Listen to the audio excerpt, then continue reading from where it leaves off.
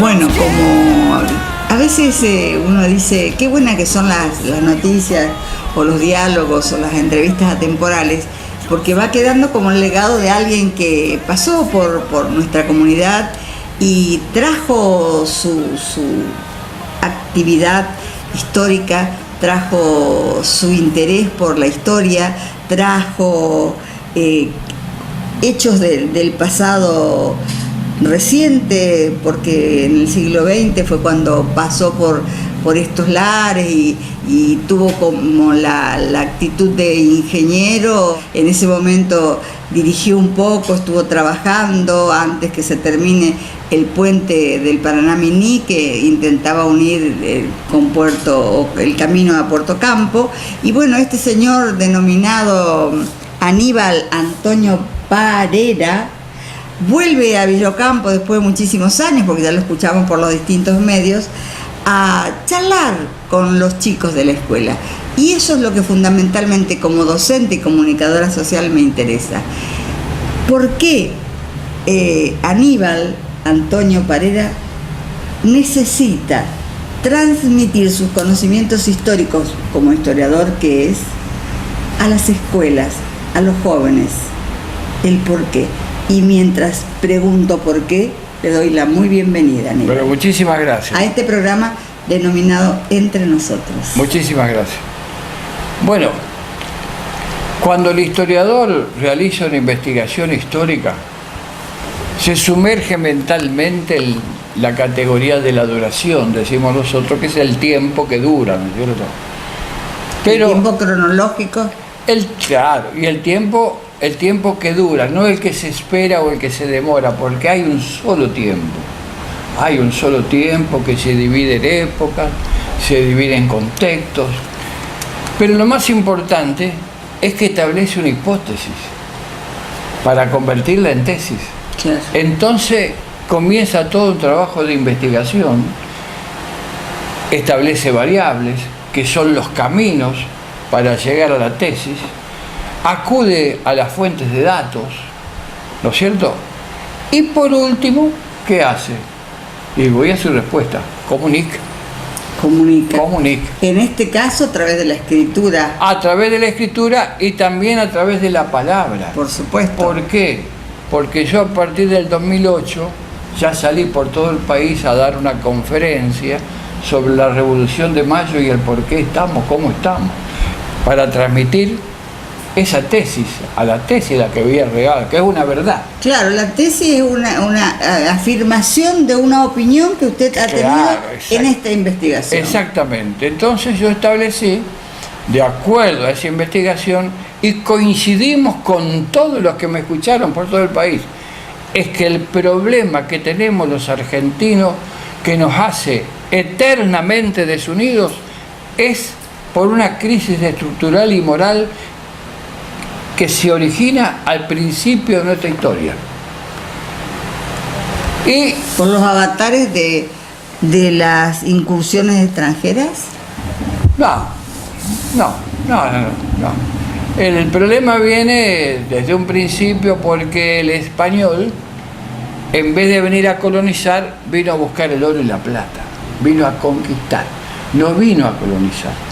Cuando Pedro de Mendoza viene en una empresa conquistadora, no trajo mujeres, por ejemplo.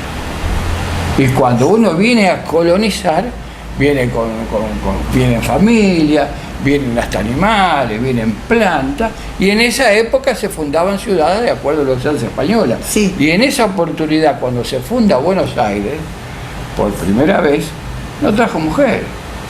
Entonces vinieron a conquistar, a buscarse el oro y la plata. ¿Y por dónde entraron? No solo a conquistar, sino por a llevarse todas sus grandes bolsas. Por el Río de la Plata. La expedición fue un fracaso.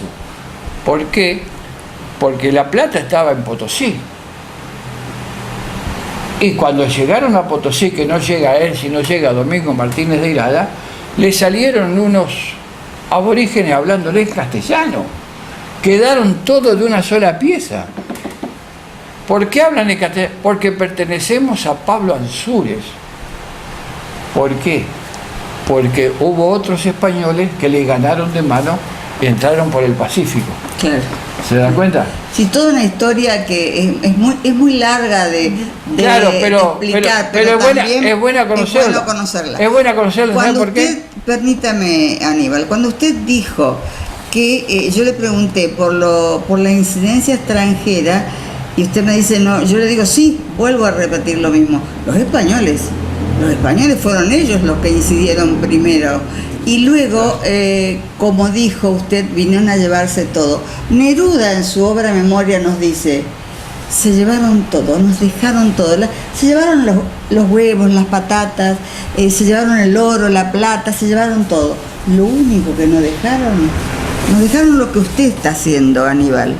Nos dejaron las palabras.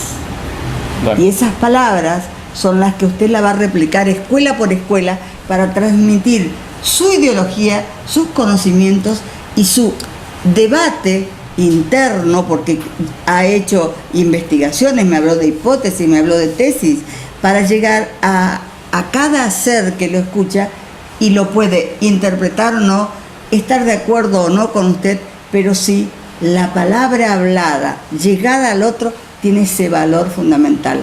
Nos llevaron todo, claro, pero nos dejaron las palabras, esas que están escritas en sus libros. Bueno, yo no lo considero al español, a ese español que es nuestro origen, porque nuestro origen es el español. Y la cuestión es que Domingo Martínez de Irala, al fracasar esta cuestión del oro y la plata, gobierna Asunción, que le había fundado un capitán anterior a él, Juan de Ayola, y la llamó Asunción, era una ciudad guaraní, porque la conquistó el 15 de agosto. ¿Vio? Entonces sí, le puso Nuestra Señora. A partir de ahí, Asunción empieza a desandar un camino que le da forma al Paraguay, que llegó a ser un país muy progresista a mediados del siglo XIX. Entonces, Juan de Garay sale de Asunción, funda primero Santa Fe, después Buenos Aires. ¿Por qué? Porque eso le facilitaba a los barcos paraguayos la salida al mar, como un apoyo logístico. Al fundarse Buenos Aires, de pronto se encuentra con una ubicación geográfica excepcional, puerto de ultramar y puerto de cabotaje. Todo. Entonces se convierte en eso, en un gran puerto, y poco a poco Asunción se la va fagocitando. Y de pronto se hace mucho más importante que esa ciudad madre, y los españoles, ni lerdo ni perezoso, fundan el Virreinato del Río de la Plata con capital en Buenos Aires. Y ahí se va creando una sociedad, la burguesía, que en vez de mirar para adentro, para el interior, mira para afuera. ¿Y qué pasaba afuera? Se relacionaba el mercantilismo económico con el liberalismo ideológico. Y a partir de ahí, las serias divergencias con el interior. Por eso, inmediatamente se va a producir el golpe de Mayo. Pero antes ya verían los problemas entre Buenos Aires y el interior. Cuando se produce la revolución, inmediatamente, una gran tendencia a la desunión, una gran tendencia a la desunión. Pero se produce el golpe, y eso se va a continuar con la lucha entre los unitarios y los federales, el centralismo y las provincias del interior. Entonces, todo eso que yo lo dejé bien clarito con esa conferencia, que me acompañó un libro, el por qué estamos como estamos, y después va la solución. ¿Qué hay que hacer? Con una sociedad sin contenido nación, si por nación entendemos al conjunto de individuos que al margen de lo jurídico se encuentran unidos por vínculos naturales de lengua, política, economía, cultura y religión, no queda otro remedio. Hay que ir a una sociedad con contenido nación. ¿A caballo de qué? De la educación. No queda otra. Ese tema es el que hay que solucionar. Bueno, ese tema es el que usted, porque esto, dije atemporal, esto se emite el lunes que viene, se va a quedar su imagen grabada también en la televisión con posterioridad. No. Y la verdad que Me parece extraordinario también La espada de la Confederación, por lo que leo en la contratapa sobre Urquiza, Claro. un gran luchador pero por las provincias unidas. Yo lo invito, cuando cruce por Villocampo, volver a dialogar y contar sus historias, Claro. y ese hacedor Claro. de hechos y de anécdotas que tan bien nos hace a aquellos ciudadanos comunes o docentes que conocemos la historia de una manera, otros conocen de otro, otras aceptan la historia de una manera, otros no la aceptan. Cada uno tiene su mirada y usted tiene la suya, y Claro. la valoro y la Claro. respeto.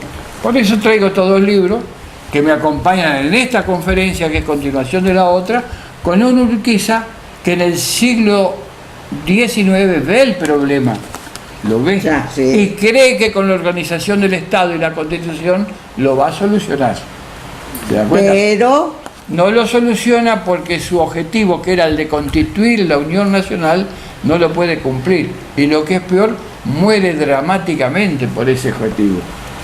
Y el otro que ve el problema ya en el siglo XX es Juan Domingo Perón.